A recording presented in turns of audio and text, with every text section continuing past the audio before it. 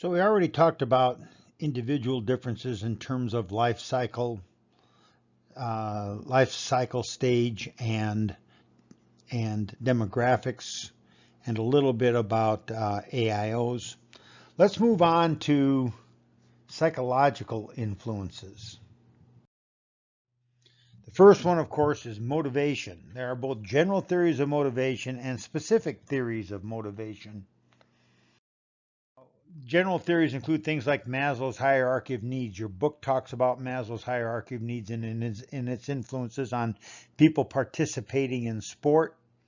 And so I'm not going to discuss it here in any great detail, other than to suggest that Maslow's hierarchy of needs is typically not a very good basis for understanding participation in sport motivation.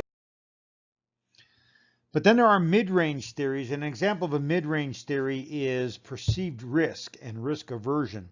Now, this is a good mid-range theory, and it does, I think, influence individuals' selection of participation in sports, and also, I think, the particular sporting goods that they might purchase to participate. So an example of a financial risk. So the perceived risk has 7 kinds of risk: financial risk, social risk, physical risk, psychological risk, performance risk, time risk, and opportunity loss risk. So let's go through each of those very quickly. Financial risk is sort of like that country club will go bankrupt after I join it. And so the fact is that I don't want to spend a bunch of money on something that I'm not going to get any use out of, or that I'm not going to be able to get my money back out of. That brand new tennis racket is a ripoff. There is social risk. I'll not be accepted at that exclusive gym. Playing with a cheap no-name brand tennis racket, others will make fun of me. There is social risk there. There is physical risk. Physical risk could be participating in sports that have a higher risk factor associated with them. For instance, cycling, I think, could be a potentially fairly risky sport. So could kayaking, and so could a number of other rock climbing. Could all be sports that have a physical risk factor that might deter some individuals from participating. Another example might be the purchase of a sporting goods. I don't want to buy those cheap running shoes because they might cause injuries with my feet or my knees or my shins. There is psychological risk, like buying a cheap Little League bat. My son and daughter will not perform as well as others, and therefore it will lower her self-esteem. Performance risk. The bike I just bought does not perform well. It doesn't do what I thought it was going to do. The product does not work right. Then there's time risk. It takes too long to play a round of golf at the Legacy, or it takes too long to work out at Lifetime Fitness. And then there's opportunity loss risk. That is, and of course I have a little quote here, life is too short to play with cheap golf balls. The opportunity loss risk is the risk associated with participating in one sport and then not having the time and the opportunity to participate in another sport. So risk aversion is often a key when purchasing sporting goods and determining which sports I might want to participate in. There are ways to reduce the perceived risk for individuals.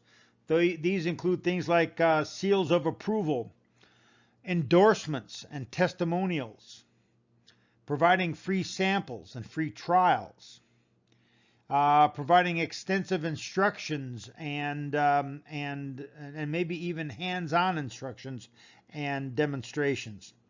And of course, warranties and guarantees. These are all ways to reduce the perceived risk with participating in a sport and buying sporting goods so that you can participate. The next one is one that the book talked about again, and this is perception. They use a little bit of a different set of terminology. The terminology that we typically see in almost every principles of marketing textbook is selective exposure, selective attention, and selective retention. Selective exposure means I end up exposing myself to messaging that I want to here. So, a good example of this is your political bent might determine where you go to for your cable news. But another example of this is that I might determine which magazines I'm going to subscribe to, and that subscription to magazines will point me perhaps towards one particular sport to participate in as compared to others. Selective attention is I hear what I want to hear, and so I selectively pay attention to certain things. So, for instance, I might be interested in yoga. So every time something positive comes out about yoga or something comes out about yoga, I sort of tune it in and want to hear what they had to say. And the final is selective retention, which means I remember what I want to remember, and I typically like to remember things that are in line with my current set of beliefs. And then there's personality and its impact on participant behavior. Key personality traits include assertiveness, extroversion, compliance, dominance, etc. Certain kinds of people with certain sorts of personality traits tend to gravitate towards certain sports. I have been a runner for many, many years. I like to argue that running is a sport that is that people with particular sorts of personality traits would tend to gravitate to, and others would not. The real question is, how does a marketer use this information to market to you? Well, and then also think about how that works in terms of brand personalities for sporting goods.